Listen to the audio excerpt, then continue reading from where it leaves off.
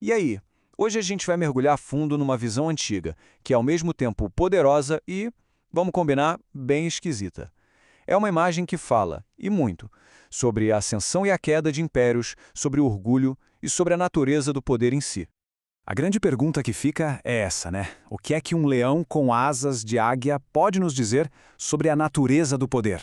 Parece um enigma, mas a resposta está escondida numa das profecias mais fascinantes que existem. Então, vamos começar a decifrar isso.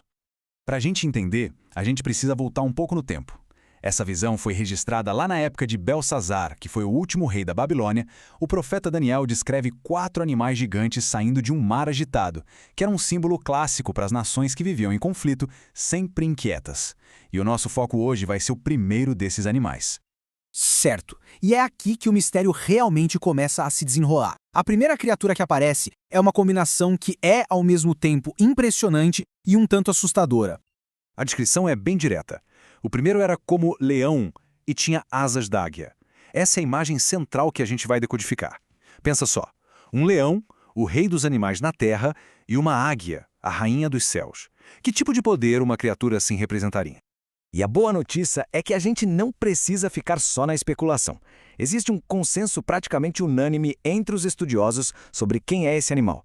Ele representa o Império Babilônico, aquela superpotência que dominou o mundo antigo entre 606 e 536 a.C.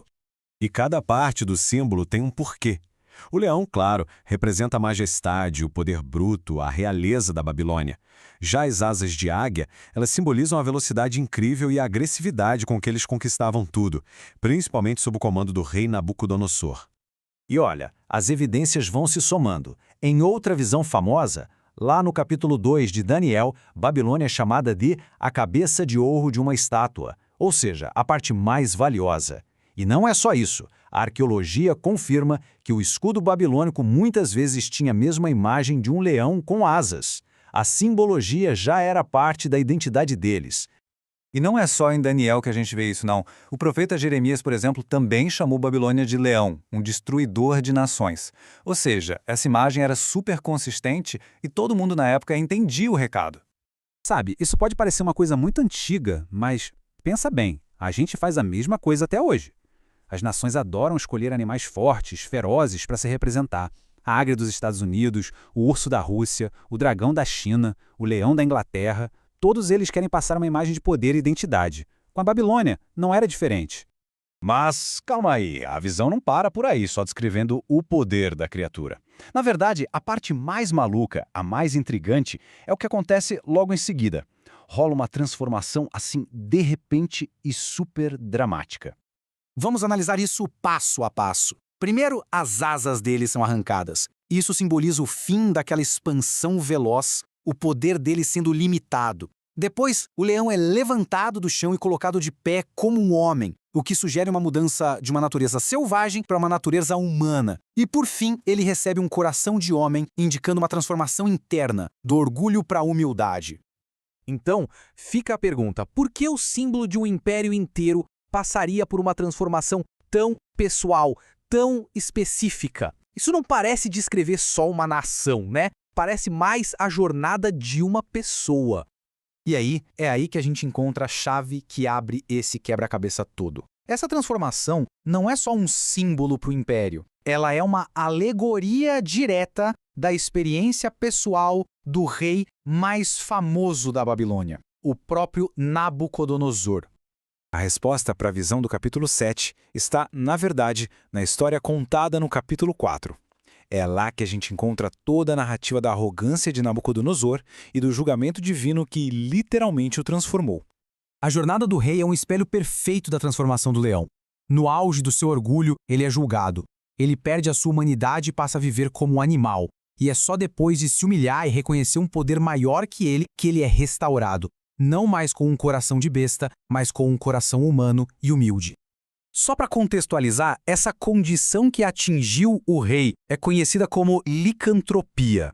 É uma forma de insanidade em que a pessoa realmente acredita e age como um animal selvagem. Isso conecta de forma direta o estado do Nabucodonosor com a natureza animalesca do leão da visão. Então o que a gente percebe aqui é que a visão vai muito além de geopolítica da época, né? Ela está nos ensinando lições profundas sobre a condição humana, sobre um poder soberano maior e sobre essa dinâmica eterna entre o orgulho e a humildade. E para ilustrar esse princípio, olha só que contraste incrível entre dois líderes. De um lado, Nabucodonosor. Do outro, o faraó do Êxodo. Ambos eram reis superpoderosos que bateram de frente com o poder divino. A diferença? Nabucodonosor se humilhou e foi restaurado. Já o faraó endureceu o coração e foi destruído. É uma citação de um antigo teólogo, o Teodoreto, que é simplesmente perfeita para isso. Ele disse que o mesmo sol que derrete a cera endurece o barro. Da mesma forma, a intervenção de Deus pode levar uma pessoa à humildade e à restauração, ou ao endurecimento e à destruição. A resposta de cada um é o que faz toda a diferença. No fim das contas, toda essa história, tanto a do leão quanto a do rei, parece que foi escrita para ilustrar um princípio bíblico que atravessa os séculos. Em Provérbios 16:18 está escrito que o orgulho precede a destruição e o espírito altivo a queda. A glória imensa da Babilônia levou à arrogância do seu rei, e essa arrogância atraiu o juízo. É um padrão que, se a gente parar para pensar, se repete na história o tempo todo.